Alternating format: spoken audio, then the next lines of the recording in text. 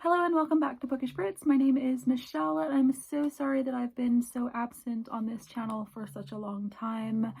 I feel like almost as though no explanation is really necessary because we're all living through the same year and a lot of the same challenges. So things have been tough, but hopefully I've got a bit more time on my hands now and I will be uploading more content more frequently. We'll see how it goes. As you can see from the title, I'm going to be talking today about some of the nonfiction books that I've been reading this year. For a lot of years, it felt like I was reading solely young adult fiction, and I love YA. It'll always have a place in my heart, but it's been nice over this last year to differentiate some of the books that I'm reading, diversify a little bit, and I just wanted to talk to you very briefly today about some of the books that I've been reading this year that's nonfiction, and I'll talk a little bit about some of the books that I'm hoping to read soon, I guess. So what prompted this video is I just finished reading a book last night called Come As You Are by Emily Nagoski, I think that's it.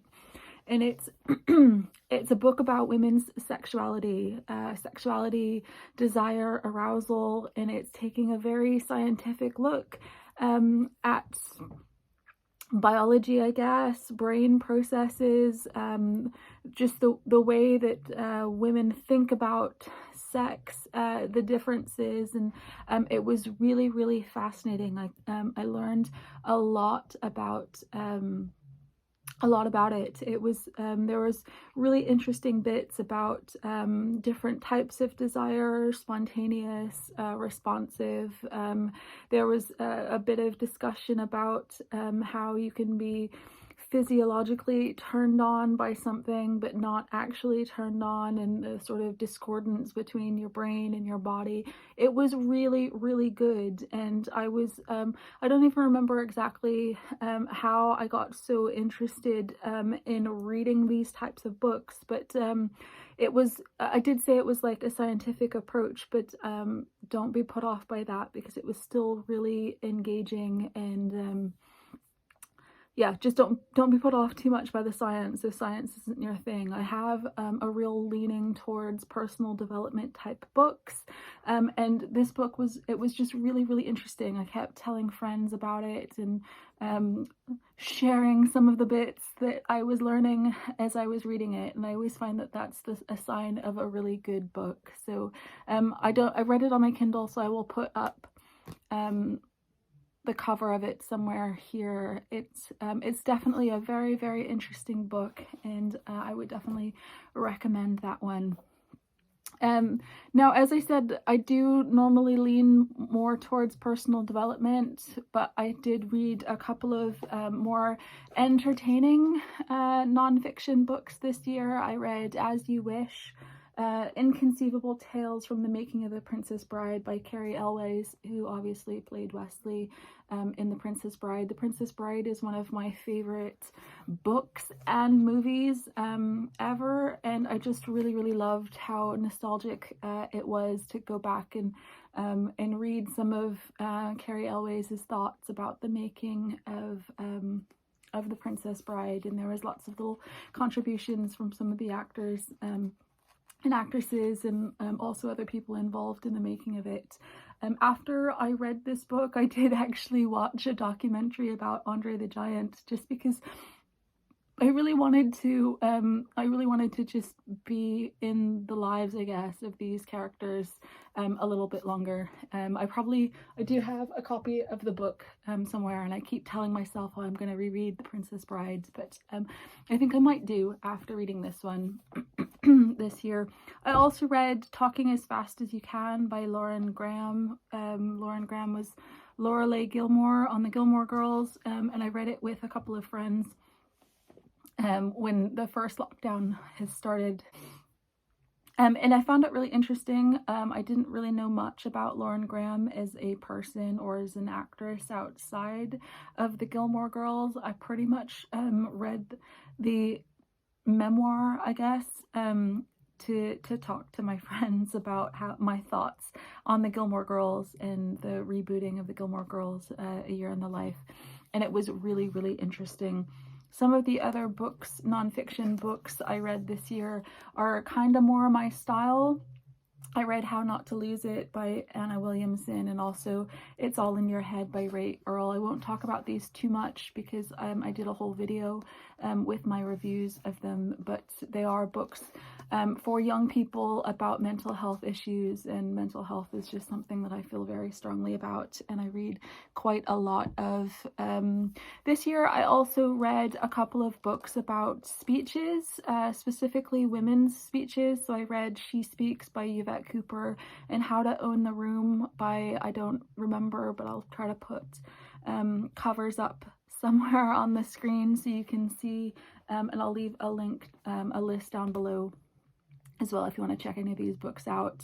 How to Own the Room I picked up because just in my job I've been giving lots of presentations, and I wanted to feel more confident and comfortable, I guess, with public speaking. And I think public speaking can be any type of speaking in front of somebody else, and I just I'm not sure if I took much, I guess, from either book, except that in How to Own the Room, the author talks a bit more about how you don't have to emulate anybody in particular. Like, if you are an introvert like me, you don't have to be a hugely outgoing person in order to deliver a successful speech.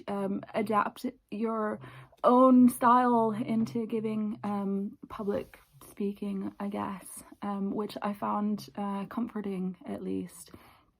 I also read I Am Not Your Negro, which was a strange sort of book after I read the book.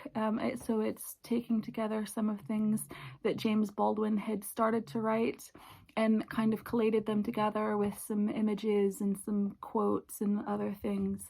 I think I talked about it in one of my monthly wrap-ups earlier in the year.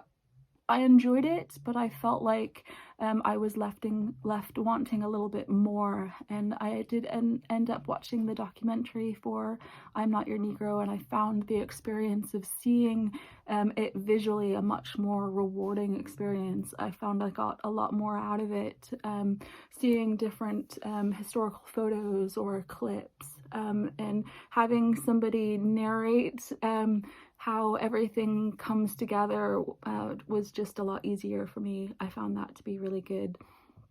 And finally, I read I Call Myself a Feminist, which was a collection of losing all my words, which was a collection of essays talking about why certain women use or claim the word feminist, which I find interesting. So those are some of the books, the nonfiction books that I've been reading this year. I definitely, moving into 2021, want to be reading more nonfiction. So if you have any recommendations based on the books that I've been reading and enjoying, do let me know in comments. I'd love to hear from you.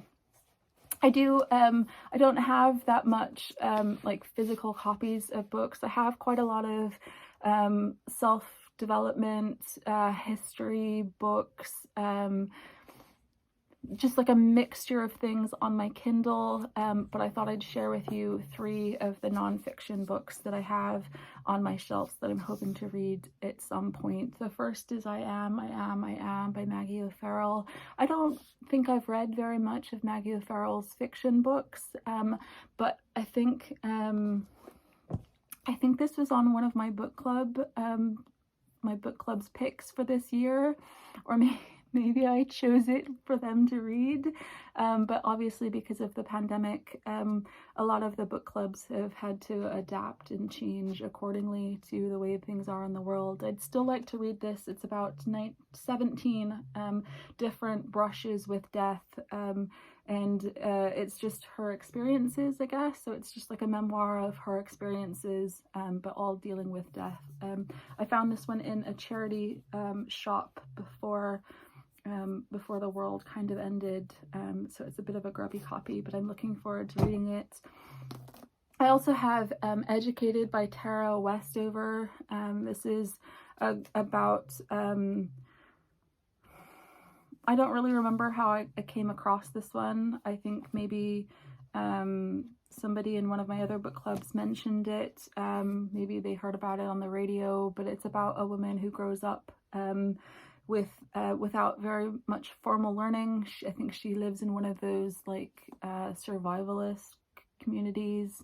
I'm probably not using the right term there, but you know what I mean, right? And then she leaves that community and ends up being educated. Oh, I'm not really selling this for you, am I? But I'm sure you've probably already heard of it anyway. I'm hoping to read it soon. And also, I've got this really chunky book. Look at this.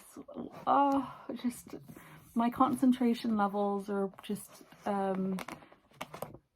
wanting to run away at the size of this book. But I've got the Journals of Sylvia Plath to read. It was a Christmas gift last year, and the only reason I haven't read it is I don't really know that much about Sylvia Plath. I've obviously read The Bell Jar and a lot of her poetry, but I don't know that much about her personally. I thought it would be interesting to find out a little bit more, and there's something just very voyeuristic about reading somebody else's journals, which is why I'm interested in this. I think I have her letters as well on my list, and I do have a book of love letters somewhere. I just couldn't find it before filming this video, but anyway, that's it. Those are the books that I've been reading this year. Those are just a very, very small selection of nonfiction books that I'm hoping to read in the upcoming months, I guess. Do let me know if you are also a fan of reading nonfiction. If you have any recommendations for me, I'd love to hear them. Thank you so much for watching, and I will see you again next time.